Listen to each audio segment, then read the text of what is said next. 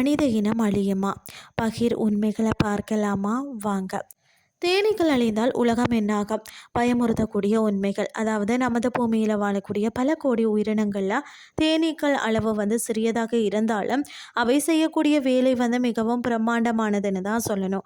நாம் தினமும் சாப்பிடக்கூடிய சுவையான காய்கறிகள், தானியங்கள் மற்றது பழங்கள் உருவாக்குறதுக்கு இந்த சிறிய பூச்சிகளே முக்கிய காரணமாக அமைகிறதுனே சொல்லலாம். ஒருவேளை தேனீக்கள் முற்றிலும் அழிந்து போனால் மனித இனம் சந்திக்க போகக்கூடிய பேராபத்துக்கள் குறித்து நாம் இன்றைக்கு பார்க்கலாமா? அதாவது தேனீக்கள் மட்டும் இந்த உலகத்தில் இல்லைன்னு சொன்னால் மனிதர்கள் சில வருடங்களிலேயே அழிந்து விடுவார்கள் என்றும் ஆல்பர்ட் ஜன்ஸ்டைன் சொன்னதாக ஒரு கூற்று இன்றும் பிரபலமாக இருக்கிறது.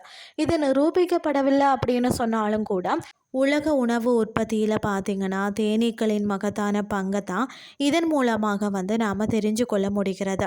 அதாவது நாம் தினசரி சாப்பிடக்கூடிய பெரும்பாலான உணவுகள் தேனீக்கள் போன்ற மகரந்த சேர்க்கையாளர்களை நம்பி தான் நேரடியாக இருக்கிறோம். ஐக்கிய நாடுகள் சபையின் கூற்றுப்படி பார்த்திங்கன்னா உலக அளவில் நடைபெறக்கூடிய 80% மகரந்த சேர்க்கைக்கு இது போன்ற சிறிய உயிரினங்களே மிக முக்கியமான காரணமாக இருக்கிறது.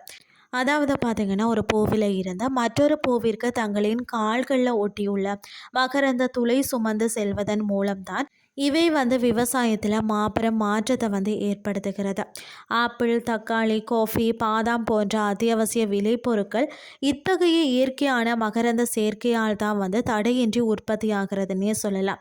இந்த சுற்றுச்சூழல் பாதுகாப்பு அரண்களான தேனீக்கள் ஒருவேளை அழிந்து விட்டால் பார்த்திங்கன்னா மனிதர்களுக்கு கடுமையான ஊட்டச்சத்து குறைபாடும் அதனை தொடர்ந்து பார்த்திங்கன்னா மிகப்பெரிய பஞ்சமும் நிச்சயமாக ஏற்படுமா.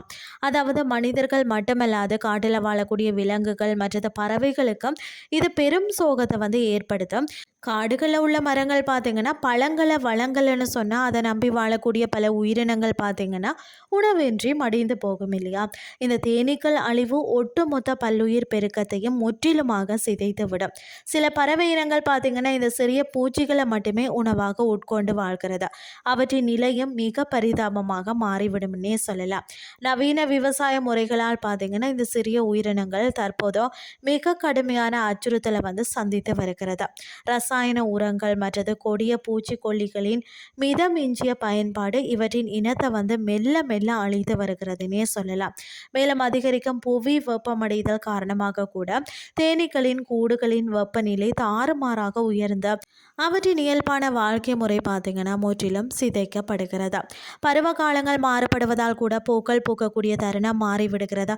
இதனால் கூட உணவு கிடைக்காமல் பல தேனீக்கள் பசியால் துடித்து துடித்து இறக்கிறது. செயற்கையான முறையில் மகரந்த சேர்க்கையை மனிதர்கள் பல இடங்களில் முயற்சித்தாலும் கூட அது இயற்கையை போல ஒருபோதும் சிறப்பான பலனை தரமான விளைச்சலையும் தராது என்பது தான் நிதர்சனமான உண்மை.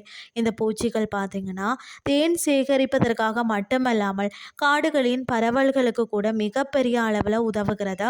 ஆனால் நகரமயமாக்கல் என்ற பெயரில் விவசாய நிலங்களும் மரங்களும் வெட்டப்படும் போது தான் தேனீக்களுக்கான இயற்கை வாழ்விடங்கள் சுருங்கி விடுகிறது. இதனை தடுக்கத்தான் நகரப்புறங்களில் மகரந்த பாதைகளையும் கிராமப்புறங்களில் சிறு வனப்பகுதிகளையும் நாம் மிக தீவிரமாக உருவாக்க வேண்டும். வெளிநாடுகளில் பார்த்திங்கன்னா தேனீக்களின் பாதுகாப்பிற்காக பல சிறப்பான முயற்சிகள் மேற்கொள்ளப்பட்டு வருகிறதா. அதே போன்ற நடவடிக்கைகளை நாமும் உடனடியாக முன்னெடுக்கணும். மக்கள் இந்த பூச்சிகளை வெறும் தேன் கொடுக்கக்கூடிய இயந்திரங்களாக மட்டுமே பார்க்காமல் பூச்சியின் உணவு சங்கிலியை நிலைநிறுத்தும் முக்கிய அரண்களாக பார்த்து பாதுகாக்க பழகணும்.